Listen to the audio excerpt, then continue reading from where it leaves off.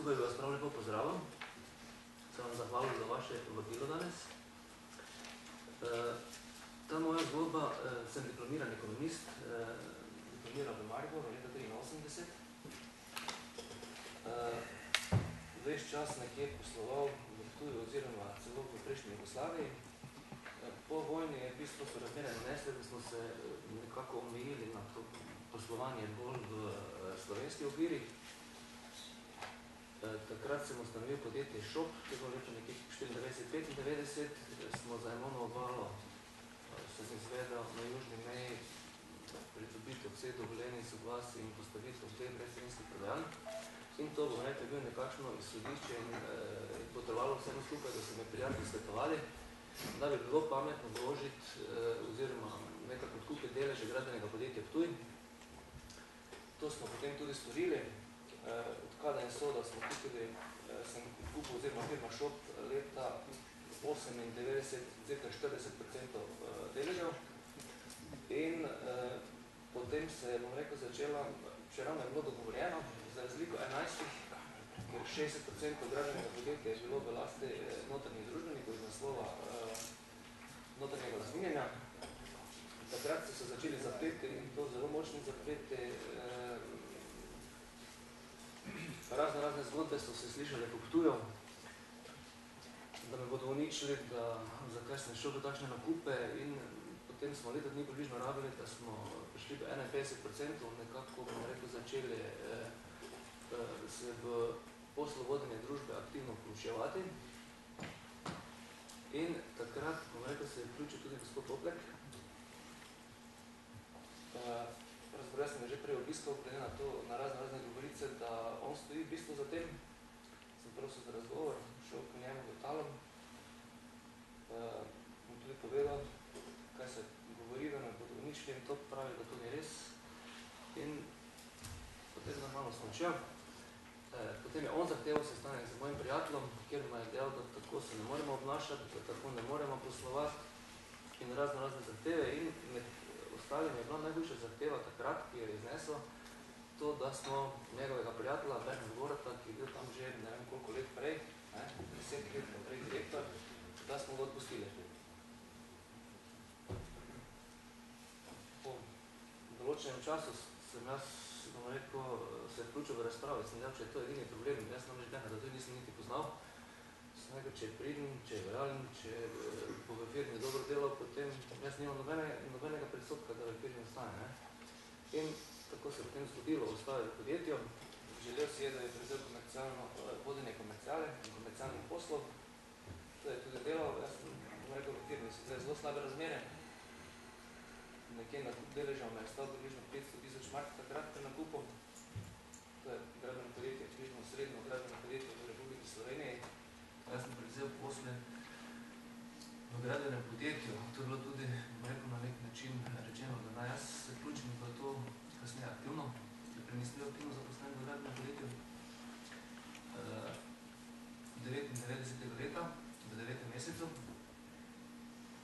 In do konca leta smo potem poslovali pač tako, kot je bilo slabo.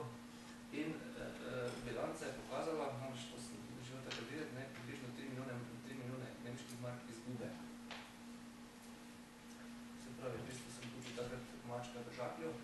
Ampak, bom rekel, bilo je ogromno nagajanja ze strani okolja temu podjetju. Potem po prisilni, bom rekel, so se nekako zadeve malo umerile, pa ko smo se takrat dogovorili, da lahko Bernard ostane. In jaz sem, bom rekel, želel v tem obdobju svoj poslovni delež dezinvestirati, da bi v bistvu vsaj določene izgube pri tej naložbi pokril. Namreč imel sem kredit pri banki Koper, zastavil tudi določene hipoteke. Ampak tam po letu 2004, bom rekel, so se že začeli kazati malo boljše vzdušje, bom rekel, v okolju, zaradi tega, ker je tudi, bom rekel, konjunktura smo časno začela rast. Gradbeno podjetje je pridobilo več del in, bom rekel, malo so se razmere normalizirali. Jaz sem med tem, se pravi od 2000 do 2004, kupoval večje količine parcel za tam, kjer je gradbeno podjetje imelo gramoznico v neposredni osveščeni za razširitev gramoznice, zato ker smo moji za terena opozarjali, da nam gramoz počasi usiha in da gramoza ni.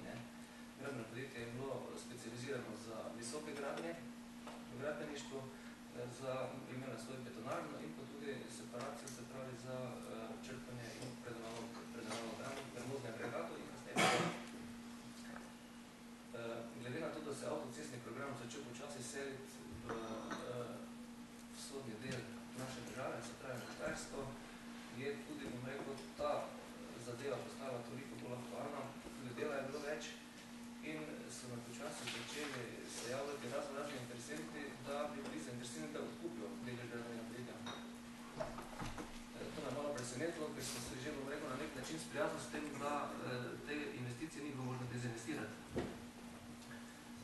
Ko sem svojemu pomočniku, oziroma komercialnemu, Bernardu Bortu, povedal takrat, da so se javili tudi, bom rekel, interesenti, ki bi radi odkupili podjetje za približno 10 milijonov evrov. Bom rekel, je postala zadeva zelo vroča. Do takrat nisem, bom rekel, občutil, da bi bili kakšni konflikti nastajali oziroma neki posebni slabi odnosi. Posebej sem se trudil po prisilni poravnavi, da v kolektivu na nek način sledimo dobre odnose, ker edino to je bilo po mojem prepričanju neka normalna pot za kasnejše uspešno delovanje. No, ko pa se je to zgodilo, je Bernard takoj verjetno odšel pri gospodu Topleku, mu povedal, zakaj se gre in sta me začela, bom rekel, na nek način izsiljevati, da moram podpisati določene dokumente. To je, bom rekel, ponovil, oziroma mi izrekel Bernard v moje pisarni, kasneje pa sem bil tudi za približno pred roko 2 dneh sem obiskal naše gradbišče v Talonu, predlagam je, da bi šla mogoče, če predsednik slučajno tam ga pozdravil. Zakaj ne? In bil je slučajno tam. In ko smo prišli k njemu, bom rekel, te besede ponovil sicer, da sem jaz pametni dečko, da naj tako tudi naprej ostanem, da verjetno ni nobene potrebe, da bi se kdo kam selil, da vse jaz vem, če on dvigne telefon, da je ponavadi tudi tako, si on zaželi, oziroma če ima kakšno grožnje do koga, da njegova sestra dela na sodišču in tako naprej. Takrat bom rekel, sem tisto, kar je prej Bernard govoril, sem rekel, vzel bistveno bolj resno, glede na to, da sem že prej povedal, da sem se želel dezinvestirati, namreč to področje, jaz sem drugače diplomirani ekonomist, delal sem v trgovini, gradbeništva nisem imel posebnih izkušenj, ampak ogromno, bom rekel, takih čudnih zadev se dogaja v tem okolju. Tudi o tem še kaj mogoče kaj povedal.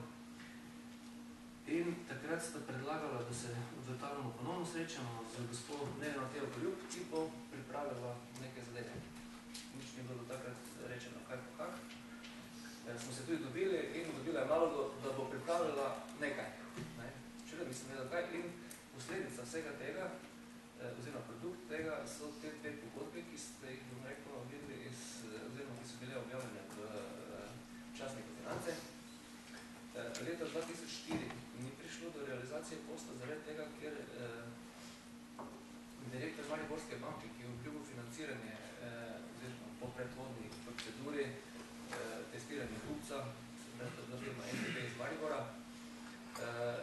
ni, bom rekel, izpolnil pričakovan oziroma svoj obljub, zato ker je pogodba veljala do konca leta oziroma bi bilo do konca leta potrebno realizirati. On je pa odšel zadnji teden pred koncem leta na dopust in se več ni oglasil. In tako je, bom rekel, ta posel podpadel, prodaje. No, naslednjo leto, se pravi leta 2005, so se javljali tudi ostali interesenti naprej, sem tudi z njimi vodil razgovore. Če sem še enkrat prišel v ta krog, sem potem se tu, bom rekel, začel s tem malo bolj intenzivno ukvarjati. In nekje v maju mesecu se je ponovno priključil ta gospod Mlinarič in ponovno me prosil, če bi lahko se vključil v razgovore okrog prodaje. Jaz sem tako dejal, da sem bil že prej za njega, da bom rekel, proba to dobiti, ker je stari gradbic, zgradi se iz Mariborskega, je že bil, mislim, da komercialni prej. In glede na korektni odnos, ki smo ga imela, sem, bom rekel, se trudil, da z podatki in z vsem, kar je želel, bile so pravi tudi vse revizije leta 2004, 2005 in potem tudi 2006, da te podatke ustrezno dobil. On pa si je priskrbel, bom rekel, več bank z ki so ga bili pripravljeni slediti pri nakupu. To je verjetno tudi odvagalo in Mariborska banka se je takrat, gospoda Črta Mestoriča več ni bilo, odločila, da ga bo ponovno financirala, zato da so tudi financirali določena zemljišča že okrog naše gramoznice. Nakup te zemljišče. In zaradi tega, ker je takrat prišla, mislim, da vaša vlada na oblast v letu 2005, je bil sprejet tudi zakon o kapitalskih dobičkih, sem jaz prosil tega mojega kupca, da letošnjo leto se pred 2005 ne bi zaključila posla, je rekel samo, pa vse nemogoče, zdaj smo se tako trudili, zdaj pa nič, ne. Zdaj bo vse samo jaz prosil 6.3.2006, zato da mi je takrat poteče 10-letno lastništvo v podjetju, ne. Da mi je to tudi potem na to pristavil, sem vam posle zaključila in takrat so, rekel, se začeli še hujši problemi. Eno takrat sem bil ta boljši prijatelj in vabljam vse posod in kjer voljem, pa viš odležbi, mogoče bilo malo manj. In takrat so ga začeli močni pritiski okrog izplačila denarja, ali delnice, ali ta način, ali oni, ali na koncu mislim, da sploh ni bilo vprašanje ekvivalentne vrednosti, ampak daj plače, ne. Vsaj delno fazno, ker jaz sem imel v pogodbi na nek način napisano, da dobim del polovico kupnine recimo takoj, ostalo polovico pa je bilo razbito na 20